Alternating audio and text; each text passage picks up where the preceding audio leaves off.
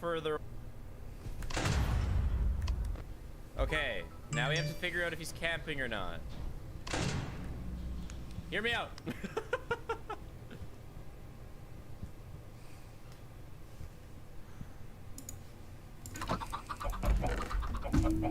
Perfect! Fucking perfect!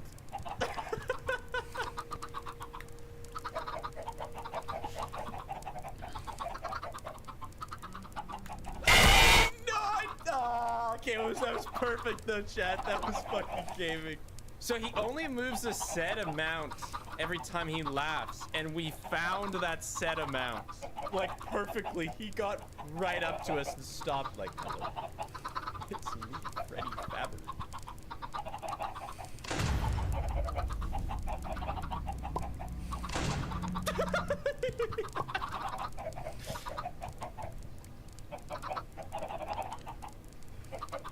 No, Chica's coming now!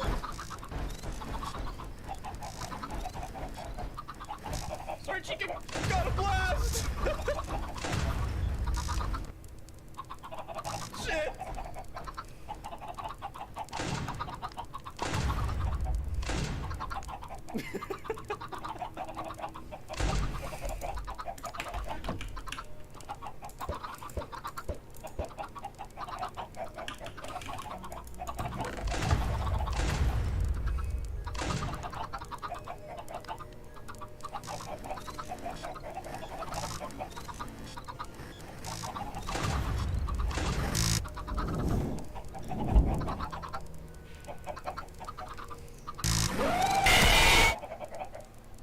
I think our best bet is to just not let Foxy arrive.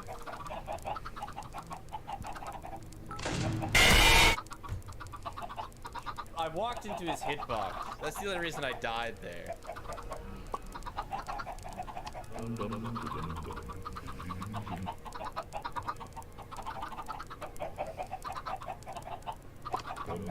Where is bro going?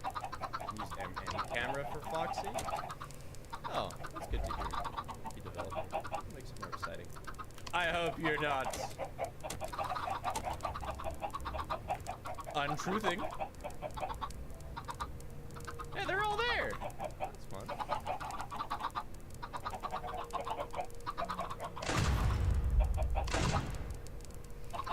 I know you'd never come here.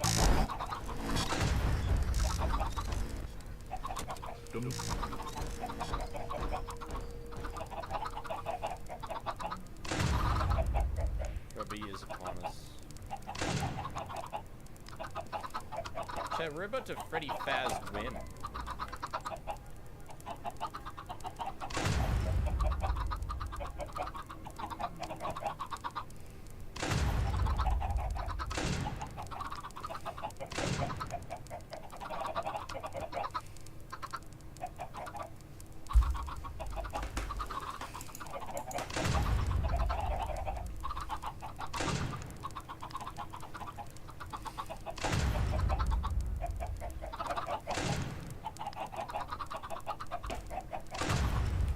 Night 5.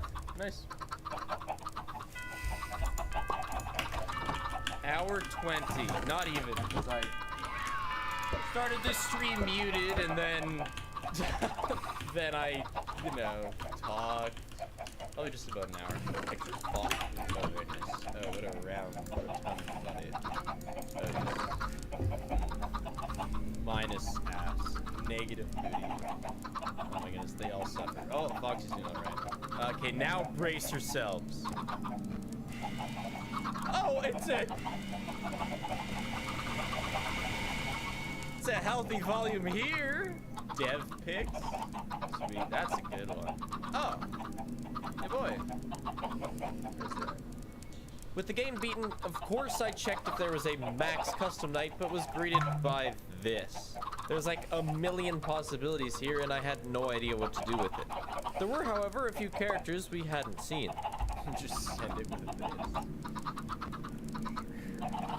Anyways, how are you today?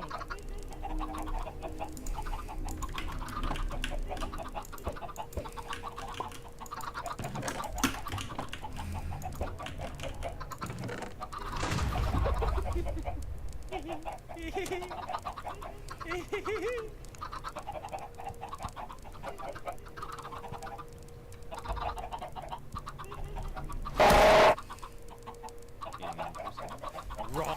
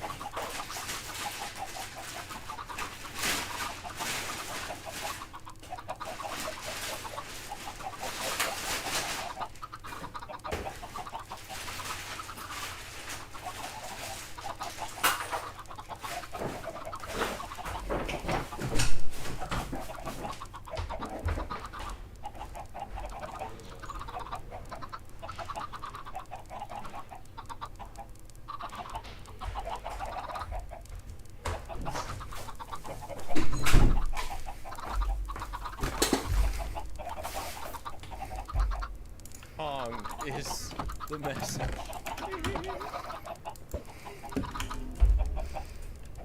Oh, there's the endos.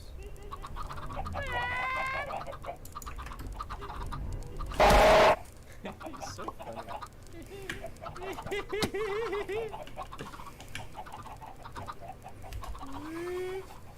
Hey, Foxy. The giggle monster is fucking coming. Ah! Stress something else. Front office key.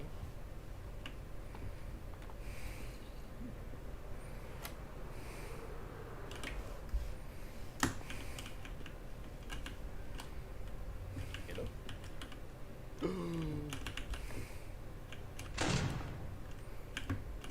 Did I just lock myself in? What did I do?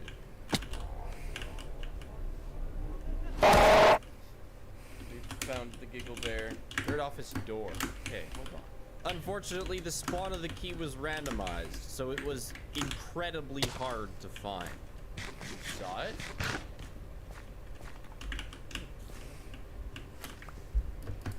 Door. Yellow. Press button. Meow. Go the wrong way.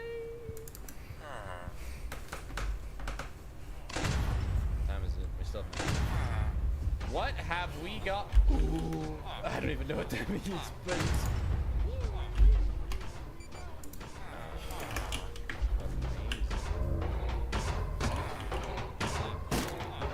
I'm hiding in here. Find you? Not I'll stay right here. I haven't found you. End of there.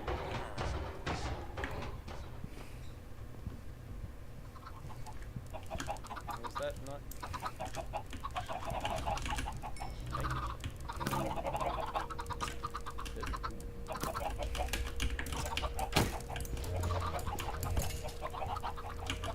So is everybody gone? Okay. Dude, I feel like I could just walk into an endo. It's so dark.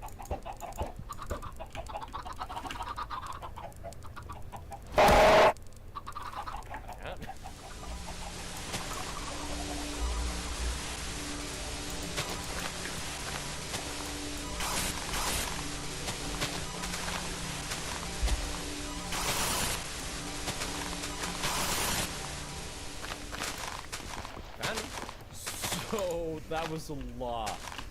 Let me try this again.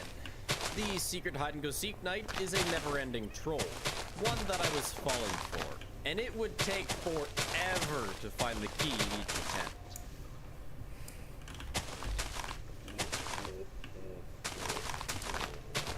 Oh, I can see way better. The power hasn't gone out. Oh, this is money, cat. Gotcha, bitch. Wait for the respawn. Ah. Well. It's nice while it lasted. Oh, hey. 7 months, let's go. That's 2! Ah!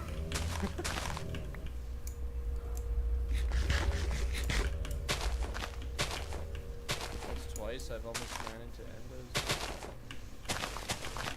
Where are you? Where you slept?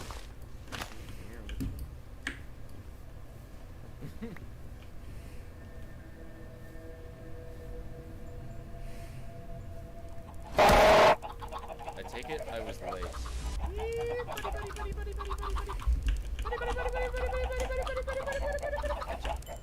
Oh, there's Dickhead.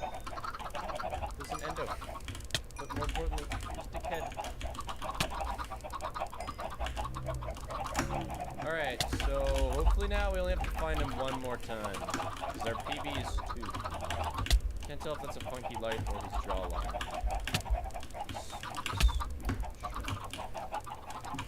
It was. It is. Oh! Found his jawline.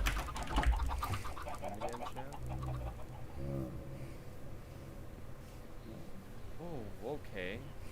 I feel like I was inside that endo, and also that it spawned on me. I'm not complaining that I'm still alive. So, they can spawn on benches, they can spawn on tables, they can spawn on shelves. He can be anywhere. It is simultaneously everywhere and nowhere. You can trigger the night via the extras menu. Dev images spam the right arrow. Yeah, I'm out of spots. Let's try that. Quantum key.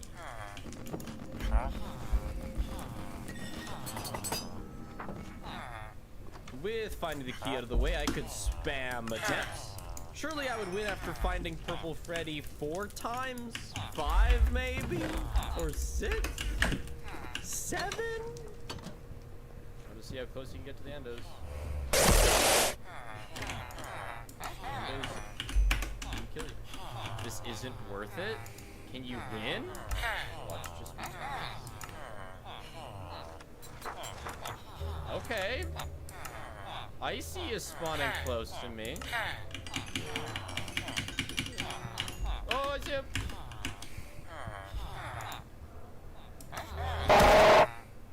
X fucking Q's me? So I just find him as he stood up. I have a theory about his spawns. I have a theory that they start close and then progressively get further away. That is just game. Yeah. Imastufnejko. Hello. Hey, what's up? Master Finish. Oh, I remember you. You're the guy with that name. Or it's just like random stuff.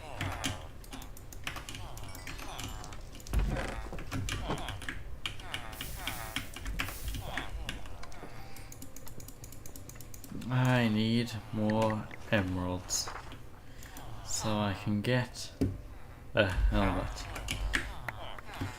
To get the helmet trade, I need to trade them all.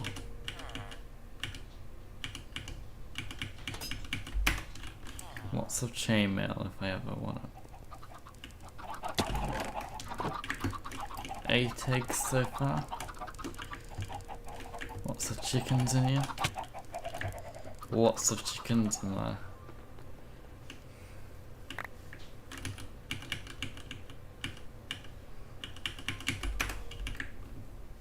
Imastufnejko. I just finished a 9-hour-long car trip. Oh, that would have been brutal. I had an hour and a half car trip earlier today because I went camping and on the way back. What was your car trip to? Imastufnejko. Asterisk finished. Didn't you spell finished right? He spelt it right.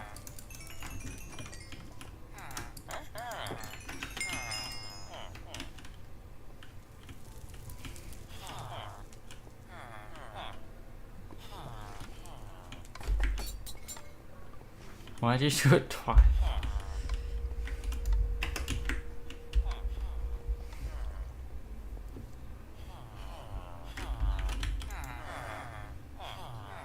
Imastufnejko. Rip gotta go by. See ya.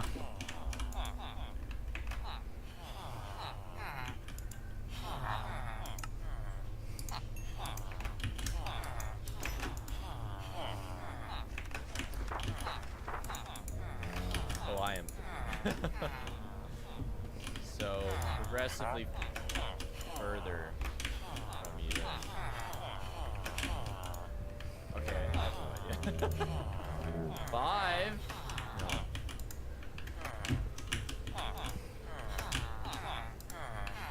Oh.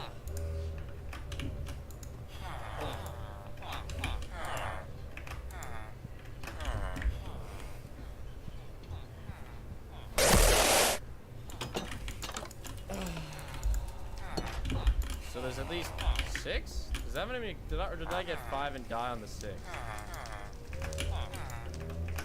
I also don't remember how many this is. For real, is it endless? 4. Where's my purple guy?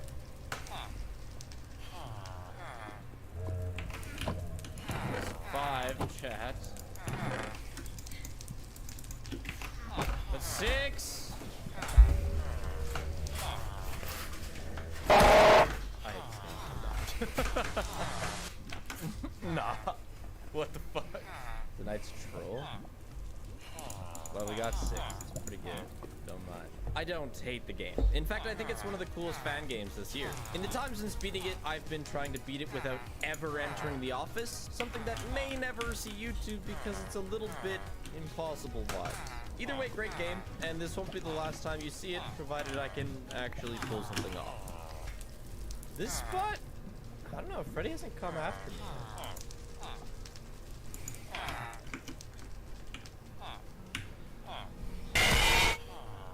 Why do I Freddy say go hurt ever?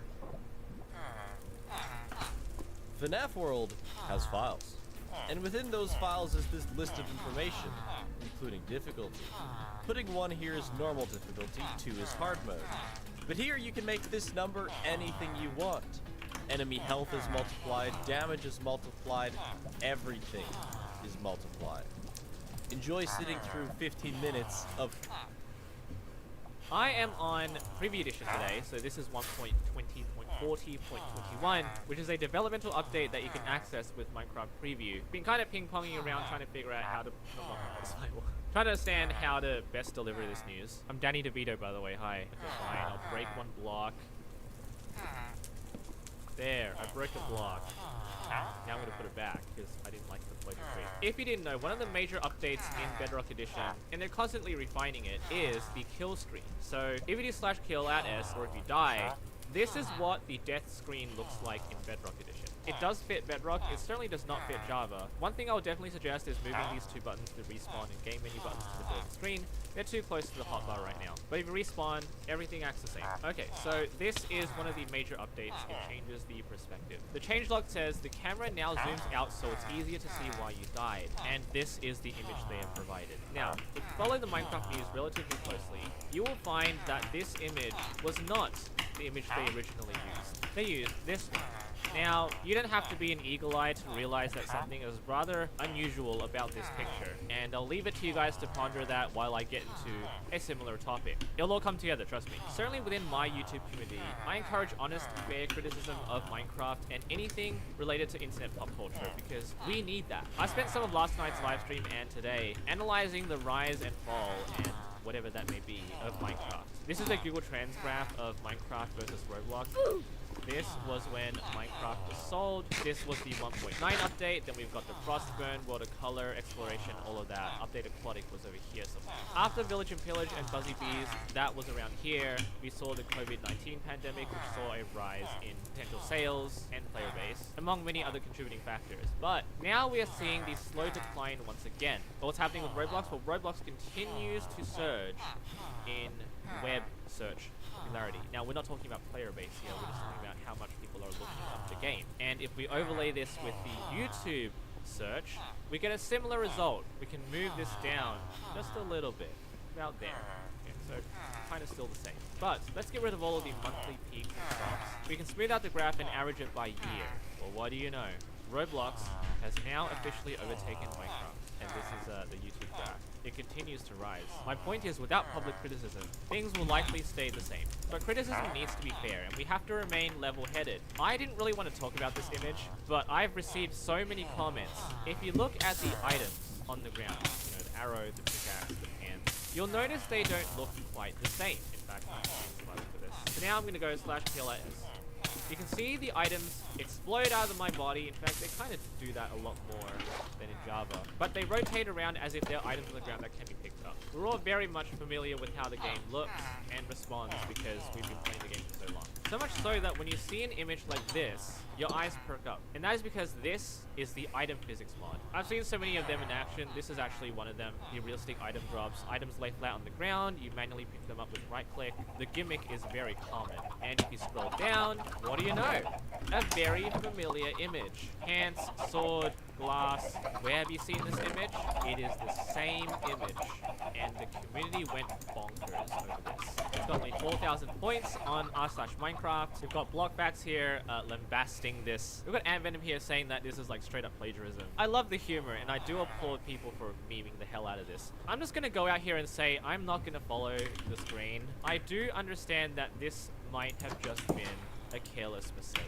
They probably should have taken a little more caution in doing this. They have edited it out and fixed it. If any company was going to be straight up stealing stuff, Mojang is not one of them. If I had to guess, this picture was simply used as some sort of concept, and some guy just overlaid the death screen, and by some accident it got leaked into the changelog article. Probably one of the more likely scenarios. Not gonna lie, I still found this very, very funny. Why didn't they just take an in-game screenshot and then superimpose it onto that? Wouldn't that be so much easier? Actually, what the hell is this? Oh wow, okay. I'm sure that all stakeholders, Microsoft, Mojang, they're aware that this is a major turning point in Minecraft, and this update may make or break the game, given the trend that we're seeing right now. I love criticism, but I think criticism needs to be in the right place, with good articulation and reason. Deep down, we all still love this game, and 2-3 decades down the line, when we're all grey and old, we're gonna miss all the good times we all once had. Let's not be too emotionally hasty.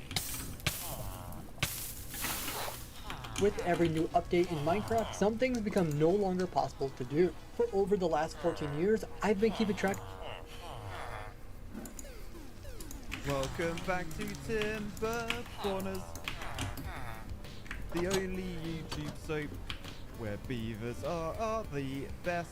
But let me tell you about my dog. His name's Paddy. There's only 2 days left to order the Santa Paddy before Christmas.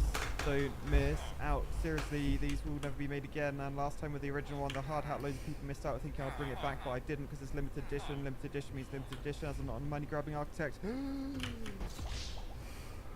Yes, hello fellow engineers, and welcome back to the Timber Borners. This is season 6, episode... Let me check my notes. Episode 7. I've lasted 7 episodes. So yeah, we are playing on the smallest map, on the hardest difficulty, to see whether engineering and beaverhood is a thing. Now, speaking of hairy beavers, this video is sponsored by Manscaped, and today I've got a brand new product, the Handyman Compact Face Shaver. It delivers a quick, close shave with its unique dual blade system, featuring a standard foil shaver, as well as a long hair level blade to knock down up to 3 days worth of growth. It fits perfectly in the palm of your hand, can be used in the shower, has a cover, and is airplane friendly, making it perfect for traveling with. And the included USB-C cable provides up to 60 minutes of runtime. So to get 20% off plus free shipping, use code RealCivilEngineer at checkout at manscaped.com. Thanks for sponsoring, but we need to get back to our beavers. Anyway, we're currently at,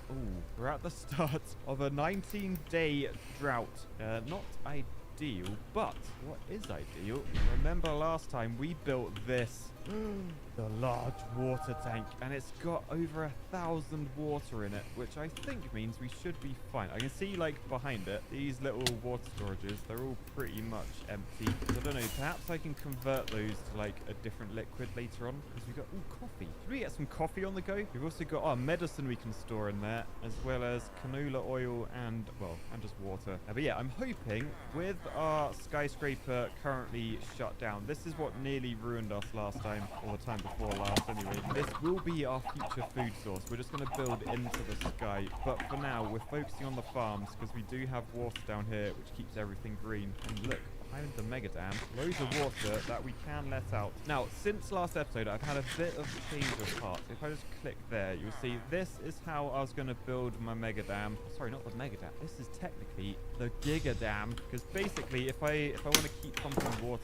for extended periods, we're going to have to add more height. Basically, what I planned is to build like a secondary dam behind this original first one. Keep these log pumpers here. Now, the trouble is, I didn't want to remove them because that would be like all my log pumping capacity gone. But since I'm building those up there, what I'm thinking is maybe I demolish like these four, and then this wall I build it at the front. So that'll give me a much larger volume than like having this tiered thing. 'Cause these guys pumping as well with just like a small slither of water. That slither behind, that's gonna get pumped out pretty quick. So I don't really think there's any point in keeping those as long as I build these first. Keep the logs pumping essentially. So what I'm gonna do, as it's nighttime, we're gonna fast forward because I hate night times in video games. I can't see anything. We'll leave it running normally, but let's have a revamp. So what I'm thinking, since these guys, oh look at that, John Holder building the dam that is gonna save us all. I'm gonna continue adding log pumpers along here. I think it's worth rejigging this path because you'll see if I try and add like a log pumper here, hang on, I've got to do platforms first. So platforms like that with a log pumper that sits on. But you'll see if I try and build these, it won't let me because have a look at the straw, it's on a path. So what I need to do is destroy all those stairs, destroy this path, and then we just got to go a slightly different route.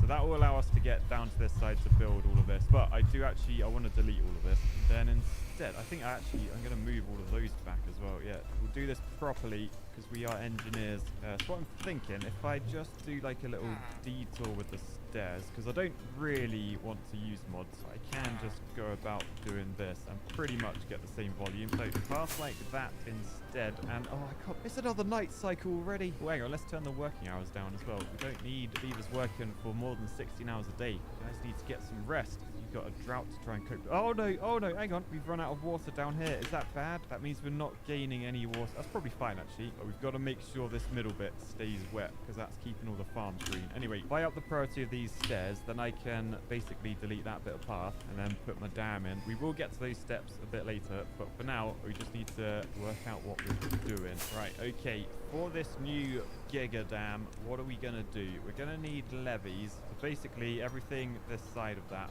will be filled with water. So it'll be something like that. Remember, just gotta leave that gap until these stairs are done, just so beavers can get up here and build. But then over here is where it gets a little bit tricky, because we got the floodgates. You can see they're only 3 high. Now, there are mods where I can use these. These are metal floodgates. I can go as high as 10 high, but I'm gonna try and not use mods in this, because I feel like that will be helping me defeat the hard mode when I don't need it. I can engineer my way around. I've had time to think about it. It's been a couple of days, and honestly, I think we're going to store the water up to that level, aren't we? That's fine, because that's like, we're still going to be able to let out the same amount. I mean, or technically, we're going to be able to let out more water, because we've got like a larger area we're storing. See, I think this is an improvement. It should allow me to keep this area green for longer. I mean, if not, worst comes to worst, I just demolish my floodgates, those at the bottom, let some more water out, but I don't think it will come to that. Anyway, let's carry on building. Oh no, the puppy engineer died of old age. That's quite sad. But yeah, anyway, Anyway, moving on. We got stuff to build. Good news is these at the back are now getting built. Do I have enough builders? Who's building over there? Yeah, we got 4 builders. We got loads of haulers as well. Okay, we'll leave them doing that. It is now night time. They're chilling in the pub. They've had a hard day building dams. They're allowed. Oh, there's just one beaver up there on his own. Who actually is it? RCE 69. I mean, to be fair, I thought that was a very cool name, but I can see why you're sat on your own, if I'm honest. Now, the bad thing about these, as we move to the left, can you see the straws? They get shorter. Now, I do need a long straw for reasons. But as long as I got 4 other ones, that should be enough pumpage that I can remove these. We had fun with them, but they're all going. But yeah, if we just carry on levying, we're gonna build to that height, then that will be the Giga Dam. And yeah, we can let water down there, we can let water down here. And then I'm thinking we're gonna have like a bit of momentum with the water. Actually, replace that with floodgates because that's as wide as the river. And I'm just thinking maybe we could finally add some water wheels, perhaps get some power going down here. It would mean losing our showers, I think. Do we need the showers anyway? I mean, look at this guy, Marco Lechner, absolutely sweaty as anything. And as you just saw, he just walked out the water. That is how they get on the wet burnout, because I've got this path in. Rather than going over the dam, all of our beavers, they have to swim. Even the babies. Who's this sat on their butt? James Derrick. What are you like? There you go. Back to work. Now I'm watching just like my editors. Just like my editors. But yeah, so I could remove these and put power down here. The trouble with putting power down is I'll have to lose like a strip in the farming just to get power shafts all lined up. And really, I'm happy with my beavers just using the Wheel of Honor. Yeah, I think we'll keep that as like a maybe option. I'm not going to focus on that for now. I think as well, once this dam behind is built, it'll be easier to remove that piece. Because at the moment, if I remove that, like all that water's flooding. So that's quite a lot of water up it. And speaking of water, how are we actually getting on? We got sort of 600 remaining. So we've used less than half, but we are nowhere near halfway through the drought. We're like for a third of the way through. So we may need to get these log pumpers pumping. I do have another water tank up there as well. I'm hoping we'll just store water here from these, and then people can come over to this to get a drink. I think that would be the most efficient way to pump, rather than taking all the pumped water over to this storage. I mean, I think I originally built this because it was on like the non-grassy land, but hindsight, maybe not the best location.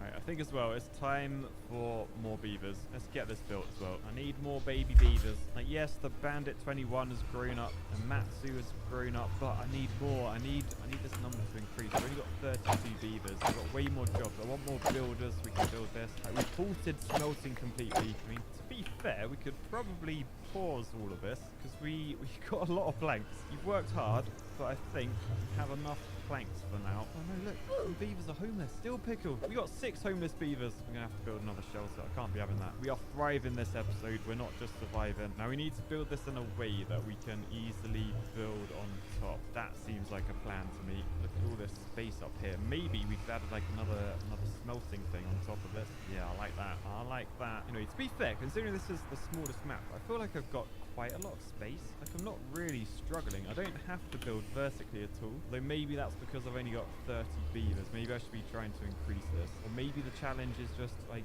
storage of water, but I feel like I'm on top of that as well. Check this out, by the way. 4 log pumpers ready to go. But yeah, I do want more builders.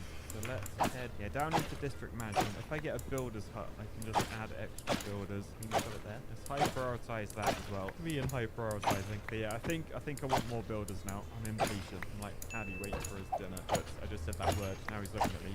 Sorry, boy. Alright. Something worth mentioning. We're about to run out of water down here. This is a very accurate way of measuring. If I just see how wet the beaver's feet get, not very. So I'm gonna let some water out. Just fills up this area. We'll raise that again. That will keep all this green. Nice. Ooh, I let too much water out, so I'm gonna escape down here. May as well turn these log pumpers on, adding to that water level. It has dropped to 200 now. Only 6 days remaining of the drought though. Then the water will return. And look, all of this is done. That means I can demolish that path, add the dam pieces on top, and then they can build like the dam while walking across it. Hopefully. This is, oh, look at this. That's why it's gone so quick. The builder's hut is done. Super high priority. 4 new builders. Oh, the trouble now though, the logs. Right, I need a forester back in here. Amatsu, get in there. You need to plant more trees. no, they're like, oh, our last remaining tree. What's happened? Alright, I've just opened up this forest. I'm hoping they'll plant like up here where we can actually plant stuff. Yes, he is planting in the wet ground. That's good. I was worried he'd plant in the dry ground and it'd be a massive waste. But yeah, we are now completely out of logs. That's really annoying. How can I get more logs? I mean, you were just sat on your butt. There's nothing to cut. Don't think you're really needed.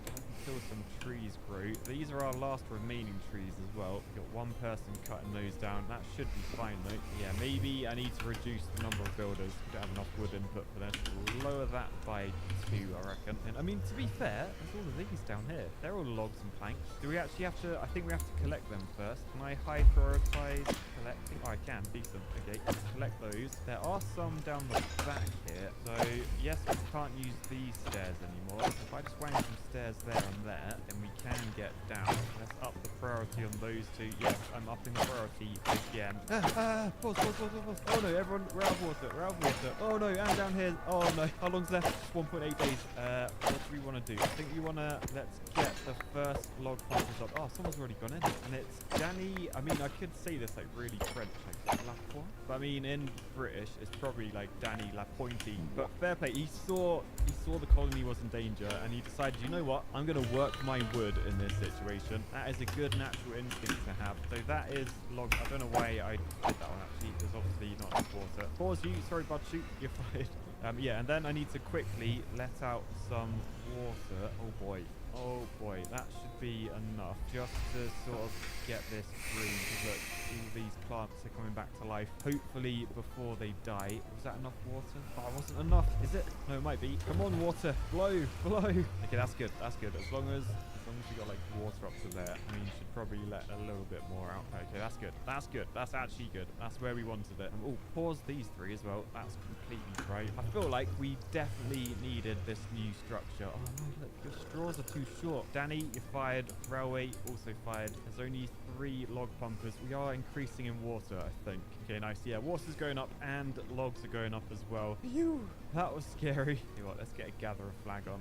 Keep that berry intake high. Now, we haven't really increased in bees yet. We're still just on 33. I guess there's 4 kids though. But yeah, I think I'm gonna pause all of this. We don't need gears anymore. We've got 70 gears. That is plenty. So industrial area shut down for now. We've actually got to the point where there's 1 unemployed beaver. Finally. So just tweak the jobs and then we're good to go again. Let's get through this last day of the drought. I mean, at night we're not pumping our wood, so the water is gonna drop to 0. There we go, the dreaded 0. But come morning, these guys are back to it, working away. I think we've just about survived this because yeah, 0.8 days. Oh, that was actually close. We do have thirsty beavers. You can see the yellow symbols about, but I think as long as we're pumping, we're pretty good. Oh, that was a little bit sketchy at the end there. I'm hoping though, if we can get this Gigadam built, we're actually going to be fine next dry season. Oh, speaking of which, I need to actually work out how the hell we do actually build this, because at the moment can't actually reach this side.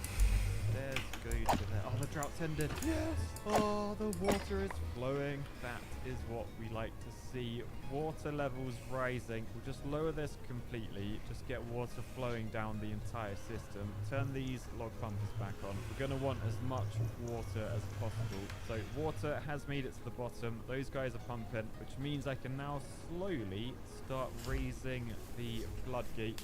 Look, you can see that's backing up everything behind it. We can then unpause these guys and raise the floodgates further. Oh, and within like seconds, we're back to like max capacity, but we're now pumping with 6 log pumpers plus the 3 down here. So that is 9. So we have got a lot of water income. We are also flooding. Oops. But yeah, the downside now is we're not chopping many trees down. I mean, there's no trees growing. We sort of let our wood income disappear. Not ideal. Oh, no. Whoa. Pause. There's no food. Where's the food? There's like a tiny amount of berries there. Unpause those. Do we not have farmers? No, we got farmers. We got loads of farmers. They're all prioritized harvest. We don't have enough food. I mean, to be fair, we do have soybeans. We do have canola oil. So let's get the fermenter back online. Kayla Barber, you need to feed everyone. Fermented soybeans is selected. You need power, so let's turn on one of the wheels. Marco Lechner, you know what to do. Get in the Wheel of Honor, please. I mean, I know you're out sleeping on the street, but when you wake up, get in there. You got a colony to save. Okay, sun is rising. Beavers are hungry. Oh man, I've gone from like thinking I've survived everything to now we're in a famine. It's not a drought, it's a famine. This place, man. All right, anyway, there he is. He's in the shaming wheel. Wheel of Fame or whatever I called it. The balls on this are pumping, which means Kayla is making fermented soybeans. Oh, I need to prioritize this. Paulers, I don't want you running off. He has just run off. She's all the way over here. What is she actually doing? Is she grabbing? What are you doing? We're just gonna follow you. You're going for a swim. Then, oh, she's gone to grab some food. She's hungry herself. But fair play. I mean, you need energy in order to make energy. I mean, unfortunately, that wasn't enough food. She's still very hungry. Now working at 50%. I'm going to be making those soybeans even slower. But yeah, look, there's the oil going into there. Someone's just brought over soybeans for it. Where's she going now? Oh no, she's starving and dehydrated. Okay, she just got a drink. She just got more food. Back up to decent work speed. So now pump those balls, make us some food. Oh, it's actually working. Look, we've got 9 food. We're in net positive food. I think honestly, I just need to prioritize these guys for harvesting. Is that where it all went wrong? Phew. Okay, well, I think that is panic over. I can start back on the Giga Dam again. So I've just got to find a way to get beavers like build up at that level. Like this side, they're fine. They're building across. They're going to get to, well, they're going to get to there, and then they can't build around that. So maybe I want to put some temporary scaffolding in. I'm also going to need access from this side, which, to be honest, I can probably just do staircase there, and then just do a path. Can I fit a path through? Yes, I can. Nice. Okay, decent. I think we're back. I think we're good again. I may want to get this other water storage up and running as well. It's at the moment on super low priority. Very unlikely, but I may wang up the priority to get it done. What do we need? 80 gears, 60 planks, 30 metal blocks. I've got enough. I can just... Oh no. Alright, do it. We've got 3 days till the next drought. This game's brutal. Yeah, I'm really going to have to prioritize getting these in. I don't have time. I don't think I have time. I'm going to have to prioritize trying to get the floodgates done. So to get the floodgates done, we need the scaffolding. So do the scaffolding, then prioritize those bits, and then I was going to say, can I just prioritize like that level? Oh yes, I can. Okay, that's good. Get that level in, and then we've got like one sort of level done. Then I can like raise the floodgates, and then that is more water for next time. Okay, I think we're good. How's this coming along? Oh, it's getting there. We just need the metal blocks. We do have 45 metal blocks, so we should be able to build the large tank soon. Oh, by the time it's finished, the drought will have started. Okay, yeah, I completely mismanaged my time there. Yeah, I'm going to prioritize all these log pumpers with the haulers as well. I didn't realize I didn't actually do that for them. That should mean more time pumping, less time carrying water. Right, okay. The drought has started. It's only 12 days, so I think we're potentially fine. Like, my sort of thoughts are, I pause...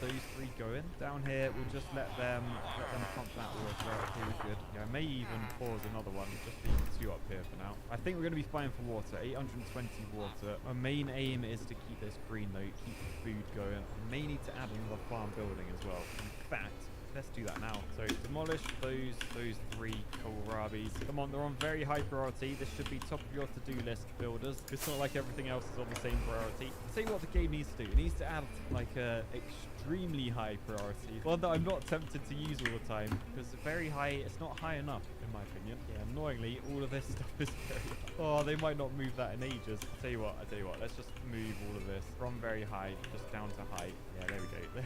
Right, now, yes, who's that? Pope Peace doing the Lord's work there. And that means we can get another farmhouse in. I prioritize that one very high. I've learnt my lesson. And then, now that is built, you've got Brandon Ray and Danny Honeys. They are going to be in there, but they're going to be prioritized on planting. Everyone else is on harvesting. But look, everything being planted. Okay, that is good. But my ultimate aim is once this water situation is sorted, we can then get the multi-story mushrooms and the algae, get all that on the go, and that should be food sorted. We'll never have to worry again.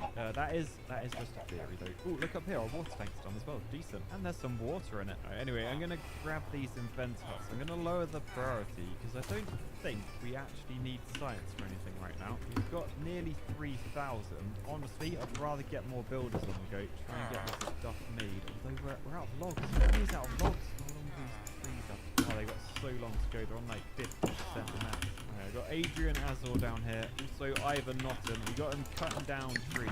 There are quite a few trees down here. Like if you get the oak on the goat, you're really laughing. Alright, 6.9 days left of the drought. Nice. Up here you can see the water levels are dropping. Hivers, the 17-year-old log bumper, I'm sorry, but you are going to be sacked from your job because your straw has run dry. There you can see water level's still pretty good. We've got like probably a block and 3/4 to go until we're completely out. There's only a few days left. I think we're all right for this one. If it was a long dry season, we could have been in danger. But all right, water's okay.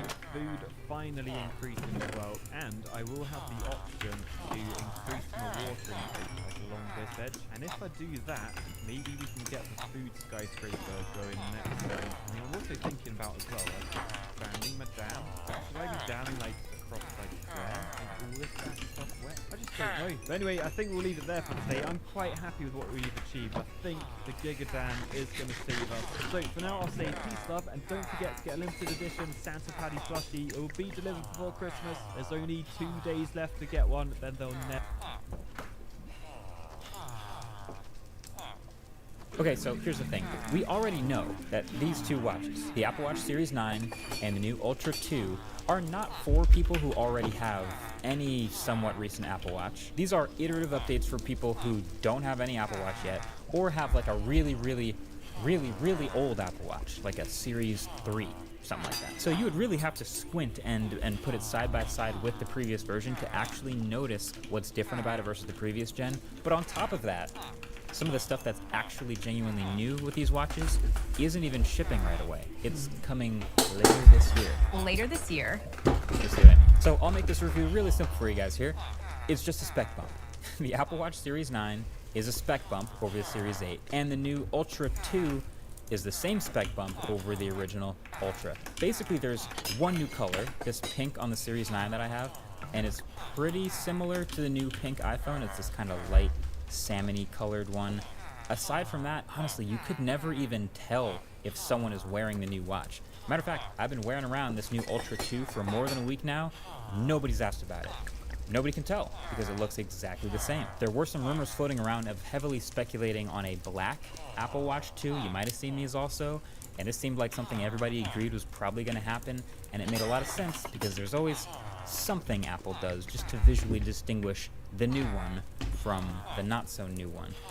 But what I think happened was Apple got to testing it, and then they started to realize just what happens to a coated titanium on a durable focused item like a watch. So kind of similar to the new iPhone, there's these new colors with PVD coating on top of titanium for the iPhone 15 Pro. But it's a phone, so people put it in a case and they're a little bit more careful with it. But on an adventure watch where you expect people to run around outside and beat it up and scrape it and drag it through rocks and sand and stuff, I think they realized that might have a tough time wearing well. So we just didn't get it. Just looks exactly the same. So either way, okay, what is the new spec bump? It's the S9. The new S9 chip inside this phone, or the system in package, the SIP as they call it. Literally everything that's new about these watches stems from this S9. So first of all, it's a faster chip, which just means generally flying around the UI and opening and closing apps and notifications and stuff, like that all is technically faster. Honestly, not super noticeable just because you really don't do a ton of that on the watch, and the refresh rate is exactly the same. But you know what? I'll still take it.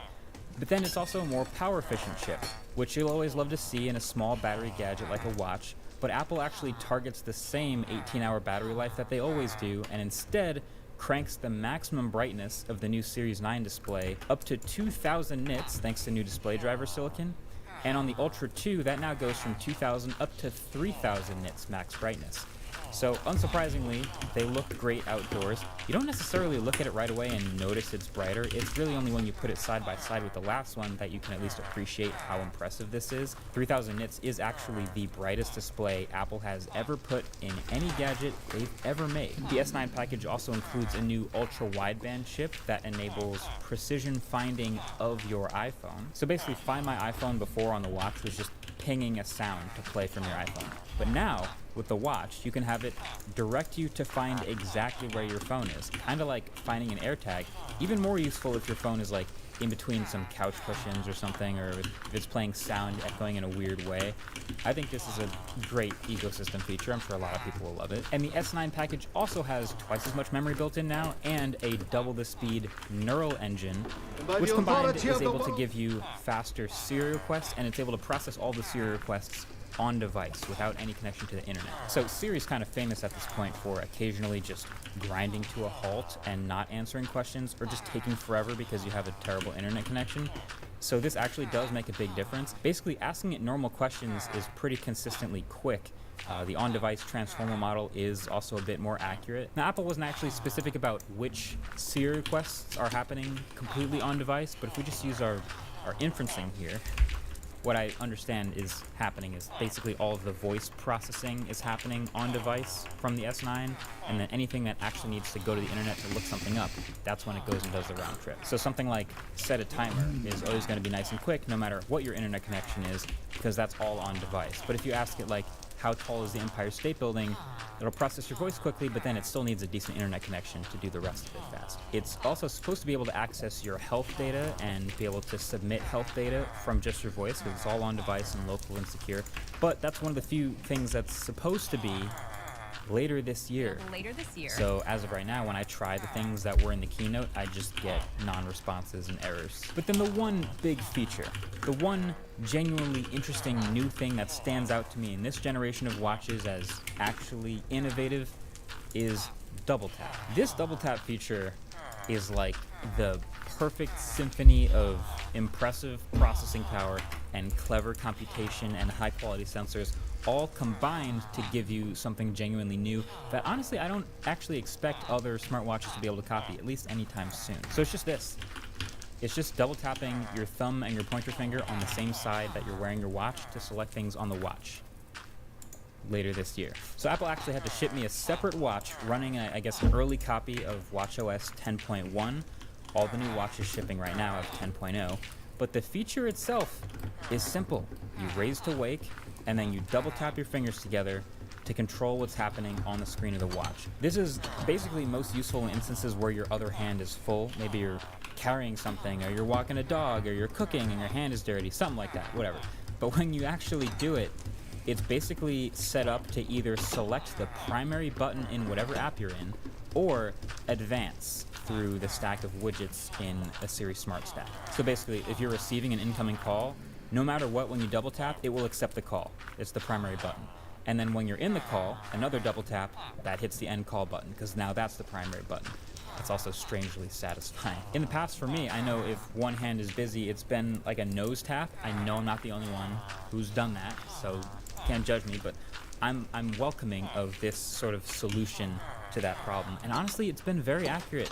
Very few false triggers. I know that I kind of have to give it a second once I raise to wake and then double tap, but it's consistent. It's very good. Now the whole but actually thing about this not being new here is there was an accessibility setting called Assistive Touch added, I think, all the way back with the Apple Watch Series 6, which was designed for people who don't have another hand to use their Apple Watch, so they have to be able to control it with just their one hand. And so it had double pinch, it had single pinch, it had clenching your fist and double clenching your fist. From my limited experience, because I turned it on and tried it on other watches, it works pretty well when you're very deliberate about it. But the official reason why this double tap is new, and therefore only available on these newest generations of watches and not the older ones, is the most Apple thing ever. Okay, ready? Basically, the algorithm that is doing all of the processing from all the data from the sensors, which is the same sensors on the old watches, is so much more complicated and so much heavier now that it couldn't possibly run on an S8 or an older piece of silicon, just the S9. Yeah, convenient. So this is a in a month thing, as is according to the keynote. They're usually pretty good about delivering on promises like that, but as of right now, this is not shipping with the watch. Either way, this is something both useful and clearly foreshadowing to the upcoming Apple Vision Pro, whose primary gesture will be selecting things by putting your thumb and index finger together. Honestly, it's one of the most fascinating things about this watch. But the other fascinating thing is that paired with one of these sport bands, the Apple Watch is Apple's first fully carbon neutral product. Like full carbon neutral. That might be the most impressive thing about this entire watch. That includes all of the materials, energy, and emissions used to create it, assemble it, package it, ship it to your door, and it accounts for all of the energy that it actually takes to run the device for the lifetime of you owning it. That is absurd. That is extremely impressive. I'm kind of taking their word for it on their face. I do want to dig more into this later, but it's also something that I hope other companies start to copy. So, here's the thing. You know that thing Apple's done in other product categories where they'll have a big silicon upgrade in the same old design as before, and then the next generation they'll actually update the design of the product? We've done this with the MacBook Air, MacBook Pro, other stuff. I'm thinking, and I'm hoping, that to line up with rumors that that's exactly what's happening with the Apple Watch. This is what we've been wanting for a while. Look back at it. This watch looks basically exactly the same as last year, and that one looked just like the year before, which looked just like the year before that, and the year before that. Same shape, same buttons, same fundamentals. And I get that if it ain't broke, don't fix it. That's pretty classic, but there's been so many things that we've kind of just been waiting for / hoping for to maybe see from an Apple Watch someday. Something like maybe a circular redesign, maybe a little more classical shape, maybe a rotating bezel like we've seen on the Galaxy Watch, which is sick. Maybe an actual leap forward in battery life. Like literally any one of those features would be the biggest update to the Apple Watch in years. But this ain't it. It's a spec bump. Now you know. Thanks for watching. Catch you guys in the next one. So this TikToker got pregnant by her boyfriend, this guy. And then sadly, about 30 days after the baby was born, the boyfriend allegedly abandons them to move in with his ex-girlfriend. So Morgan, her name's Morgan starts making TikToks about her experience as a single mother. And her account starts to blow up, because, she's likable and funny, but she made sure to keep his identity anonymous, only referring to him as the random man in Atlanta. This baby, she's from a random man in Atlanta. So then one day, her ex, the random man in Atlanta, the real guy, he saw her videos. So then he gets on TikTok to deny he's a deadbeat. Morgan lied so good. Morgan can sell goddamn ice to an Eskimo. And it was there in these videos that he admits to being the father of 6 kids. That's 6 kids with 6 different women. Jesus. So his response videos, they start blowing up, because now we're in some drama, and the comments are just not being kind to him. What a loser! loser! Such a deadbeat! Bro, are you allergic to condoms? So then, out of nowhere, guess who decides to suddenly weigh in? I'm baby mama number 1, by the way. Yeah, his other baby mamas get on TikTok and they start weighing in one by one. I'm baby mama number 2. He doesn't call. He hasn't called. He doesn't help with anything. Yeah, and then of course baby mama 3 had to make a TikTok. Really, he brought this upon himself for everybody to be popping out the woodworks or whatever. And then we find out that these two baby mamas, their babies were born 8 days apart. So, do that math. Then we have baby mama 4. And she doesn't make a video, but she does come forward on Twitter, posting this. And of course, we can't forget baby mama number 5. I came on here to reveal who baby mama number 5 was, and that's me. And then baby mama number 6, she didn't have to come forward because we already know that's Morgan. But then baby mama number 5 starts beefing with baby mama number 6 over who Random Man in Atlanta's main chick was and who the side chick was. He cheated on you with me. No, baby. And fans see this and they're going nuts. They love the drama. They're like making diagrams and As y'all can see, our baby mama chart, aka motherboard, has already been completed. But the best part is when baby mama number 6 gets a phone call. I just got a phone call from baby mama I don't even know. First time hearing about her ever today. So Morgan finds out she's not actually baby mama number 6. She's baby mama number 7. Because another woman had come forward. So Morgan got demoted from 6 to 7. But I'm happy to report none of the baby mamas are beefing at the moment. They all seem to be chill with one another now, so that's probably best for the kids. And Random Man, well, he's still out there and he's still insisting he's not a deadbeat. Anyway, I wish them all the best. You've been waiting. We've all been waiting. But where have they gone? Not here. Or here. Are they here? No, you'll find them here at www.makeshift.com/products/catastrophe-crow.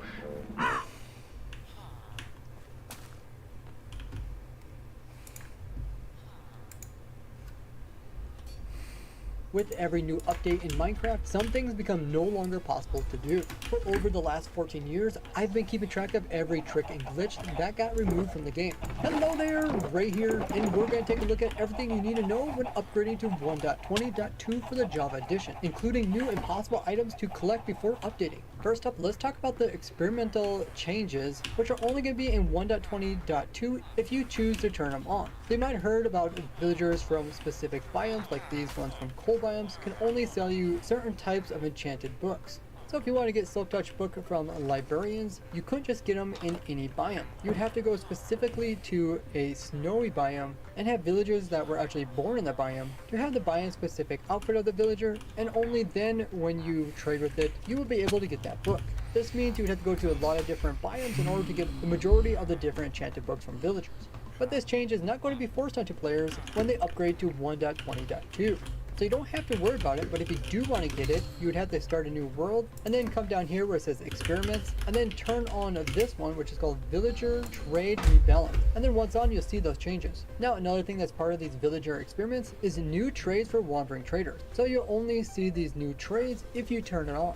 Another thing only seen with experimentals turn on is the new villager maps. These could be purchased from cartographers, and they would show you where other nearby villages of different type are at compared to where you're at. But you can also purchase maps to find the swamp hut or the jungle temple, besides all the different variants of the villages. Another thing which you shouldn't have to worry about when upgrading your worlds is the change armorers and how they no longer will just directly sell you diamond gear, but instead will make you have to also purchase them using diamond. This is where different biome villagers would have different trades when it came to selling different armor.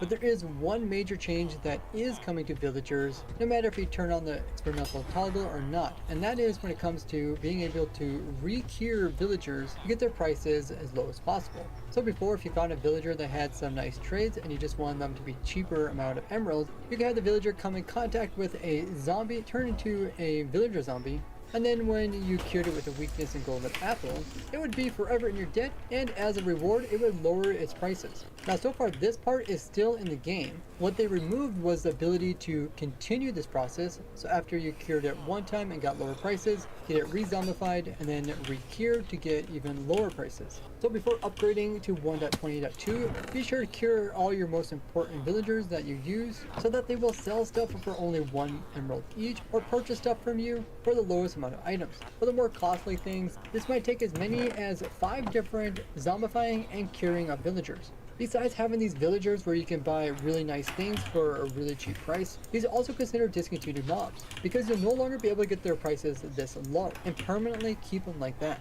Now there's a lot to talk about when it comes to this whole change, which I have put all the details in this video here, explaining everything to take advantage of before upgrading, or if you happen to miss it and you're stuck with the new villagers, what you can do to get really good trade still. I'll put that down in the description so you guys can check it out after watching this one. Are you watching me? Click this like button. Now in previous versions you can give yourself a ton of absorption hearts. You just had to eat an enchanted golden apple, and then after that one eat a normal one, and then wait for this absorption effect to go down to 0. So notice that we currently have 8 absorption hearts, which is near your other ones. And once we lose this absorption 4, we're going to just lose 2 absorption hearts down here. So now those 2 are gone, but we're still left with these 6 here, and these will stay there forever until you take damage. And then you can repeat this process by taking an enchanted one and then a normal one.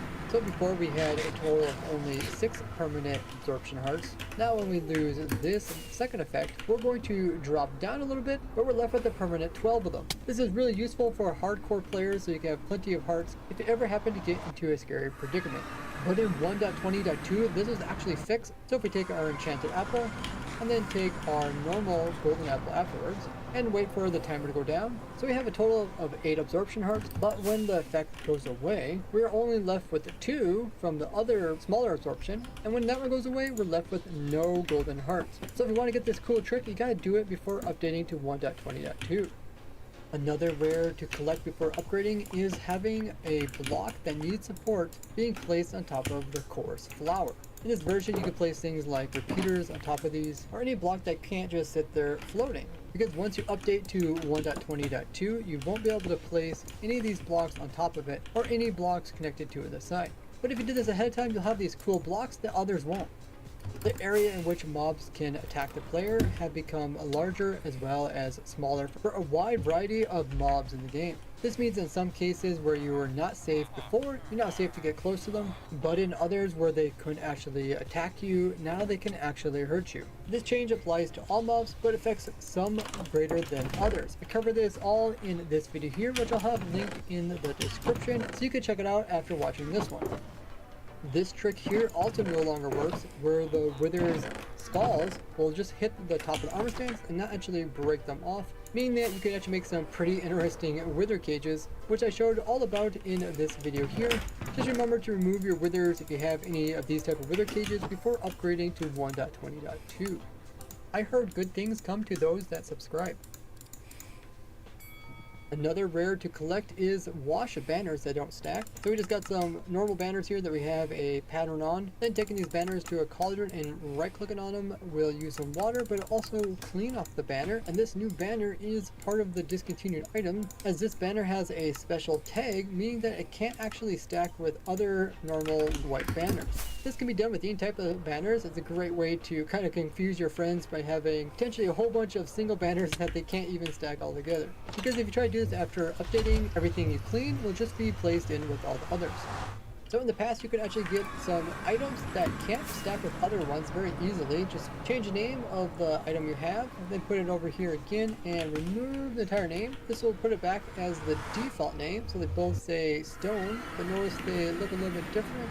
That's because this one has the extra tag saying that it's been put into anvil and its repair cost is now set to 0. This really doesn't mean too much, but what it does mean is that this stone can no longer stack with other stones despite it looking the same. And if you don't play with advanced tooltips on, these two look exactly the same. Now you can still make these crazy names in your items, which actually is no name at all. This is done by coming in and pasting in a character that you can't even see. It's actually sitting right between these two quotes. If I remove that quote, and if I move over one, then I remove this quote and space, there's this symbol that's in there. You can't see it, but it lets you actually make a name that the game will accept. Since the game won't let you just put spaces in there, you can end up with these weapons that have no name, and when you kill people, it look like they were killed by nothing. There's a lot of cool stuff you can do about it, which I cover in this video, which also has this latest symbol in its description. The different Skulk sensors can now listen into more things within the game, so there's a lot more possibilities of what you can do with them. They also now added so that there is more diamond ore to be found below Y level -4 all the way down to -64. One of the bigger things that's also coming out with this new version is players' ability to report others for their skins or usernames. This can be done in the social interaction tab, where players can choose to report you for your skin or for your username, and if they're banned, that means other people, including you, cannot use these names or skins. What type of skins and usernames will be banned? Well, it's based off of their community standards, which happens to be pretty vague.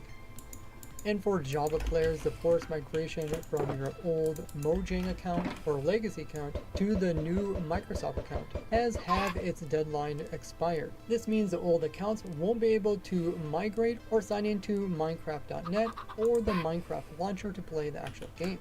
But it looks like they're giving one last chance for those that are out of the loop of this new change. So if you happen to have any old accounts that haven't migrated, or if you know anyone that does play Minecraft and hasn't been logged in for a long while, they're probably unaware of this. So take the time to let your friends and family know of it, because this official final deadline is December 18th, 2023. So you don't have to buy a whole new Minecraft account, but you will lose your skin, creations, progresses, and profile name, but they will send you a new Java and Bedrock edition for your PC. So if you actually missed out in getting the Java and Bedrock as a bundle, this is oddly one way you can do it. But in order to do this, you will need to have your actual Mojang account email address, as well as a valid Microsoft account email address. You then get confirmation email saying that the new Minecraft account has been attached to that Microsoft account. Then you can just download the Minecraft launcher and log in with that Microsoft account. Then you can play Java and Bedrock Edition for PC.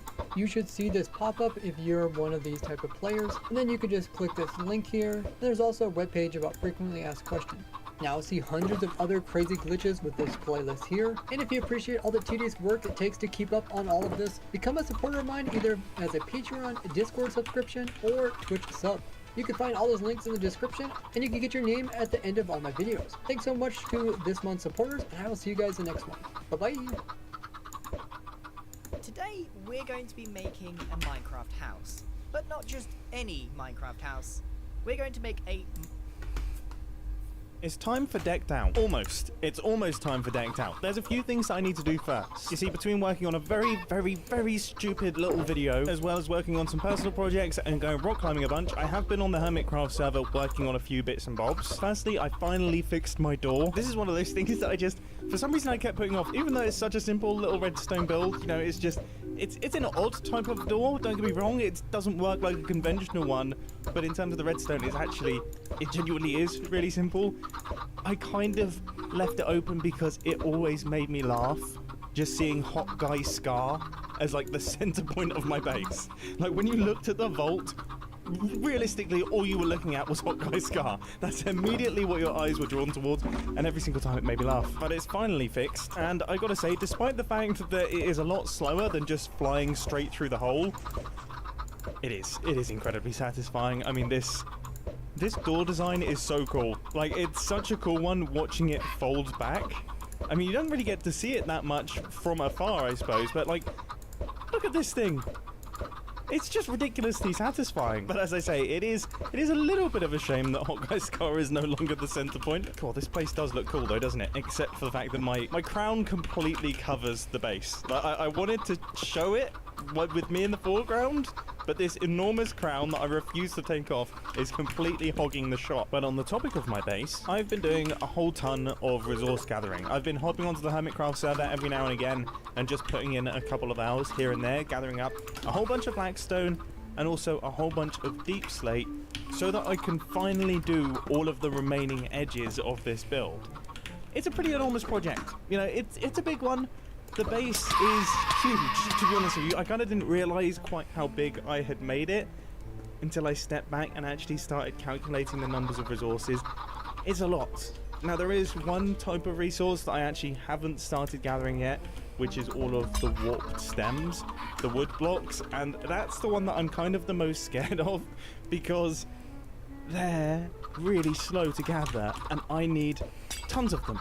I need absolutely tons. Like the build is probably 20% warped stems, which doesn't sound like a lot, but when you're dealing in thousands and thousands and thousands of blocks and shulker boxes and shulker boxes of blocks, the 20% still becomes a really big number. So, yeah, kind of been procrastinating away from that. Maybe that's why I decided to work on animation instead. The brain does incredible things when it decides it doesn't want to do something. I would rather spend 7 or 8 days in After Effects than just gathering some wood for a few hours. But look at all these shulker boxes. I feel like a low-budget Scar. I'm the Scar that you have at home. I wouldn't quite go as far as calling this a chest monster. Maybe it's like a chest gremlin, a chest munchkin, a chest Ewok. So yeah, that's what I've been up to recently. Anyway, now let's play some Deck Down with an enormous, absolutely gigantic disclaimer. Please remember, I am useless at games. My only gaming experience is Minecraft and skate games. I'm gonna be pants at this, and I want that known.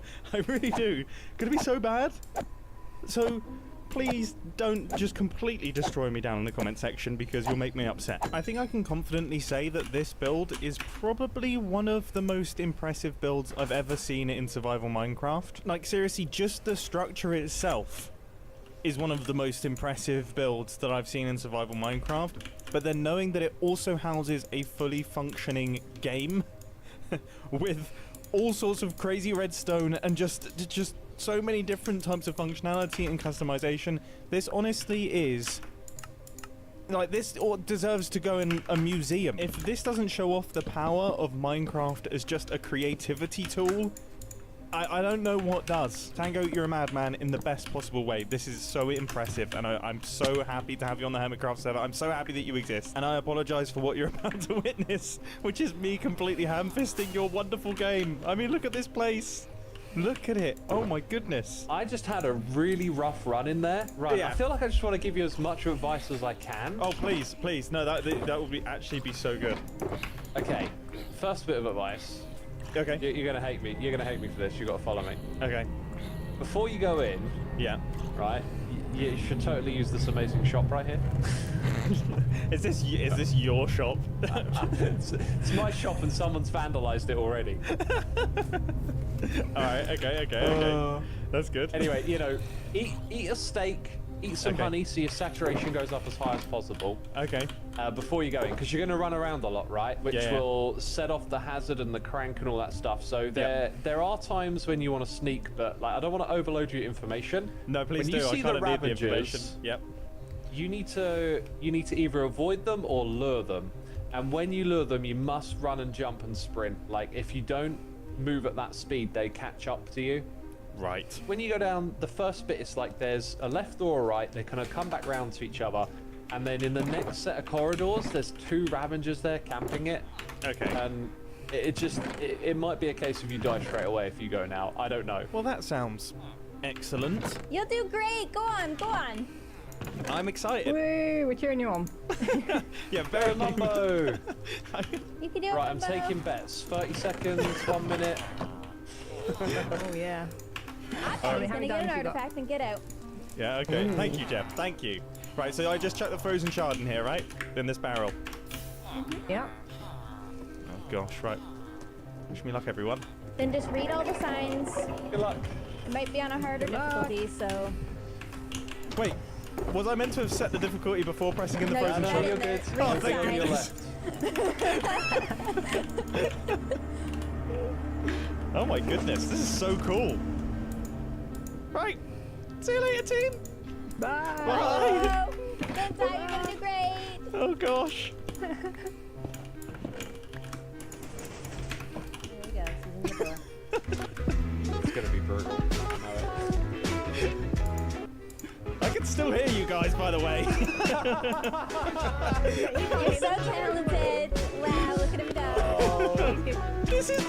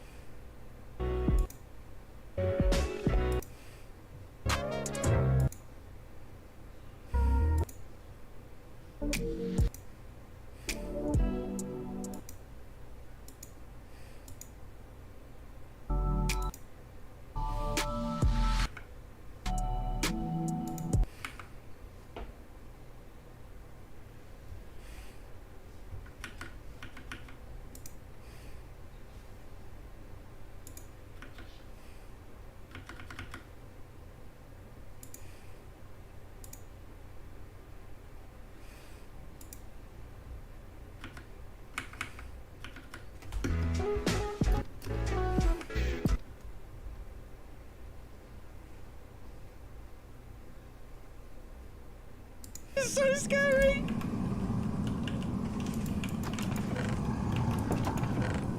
Oh my goodness, this is so cool. I'm terrified but excited. Alright, compass. I've got this. Okay, level 1 artifact. Oh my goodness. Right. Okay. Now, I've been warned about Ravagers.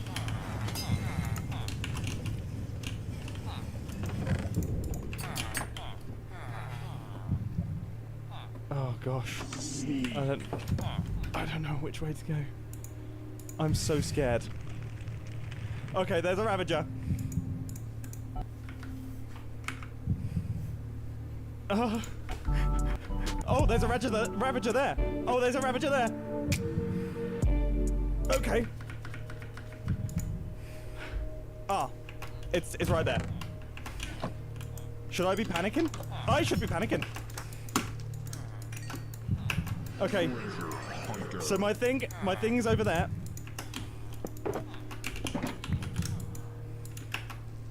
Okay.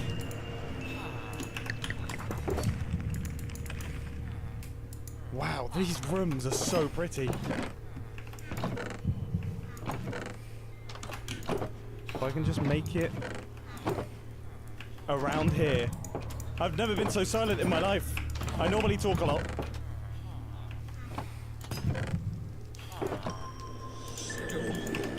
Oh!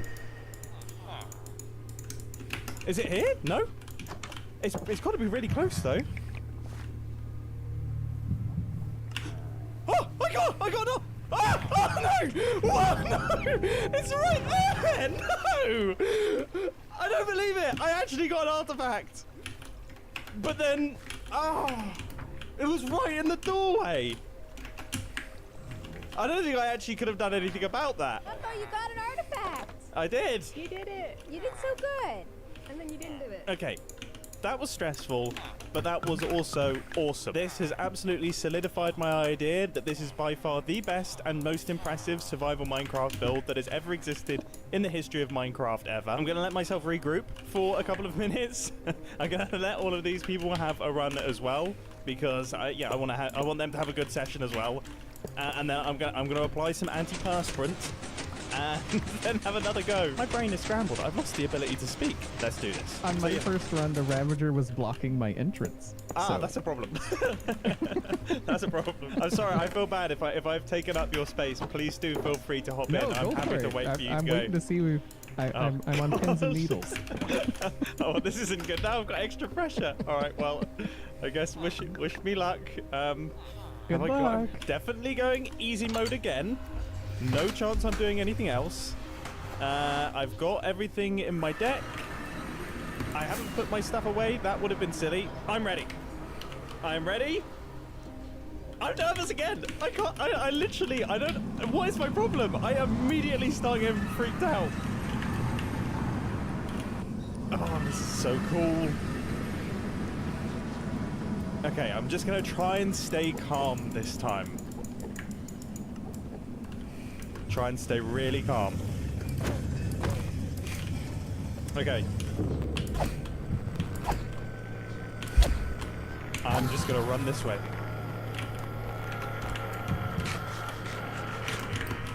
I mean, it's pretty near. No! No! Imagine! I mean, it's not there, right? No. So I'm gonna have to go round the corner. It might be in a fairly similar place to where it was last.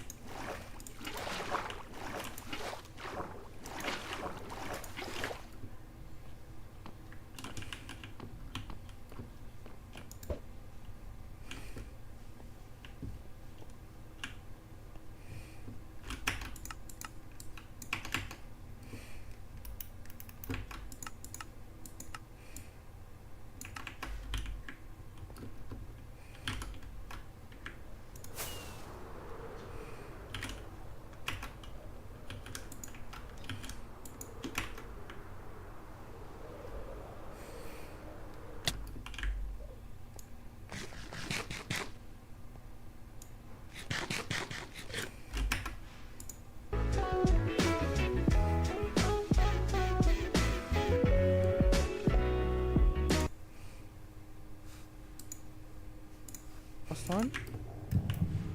That didn't sound good.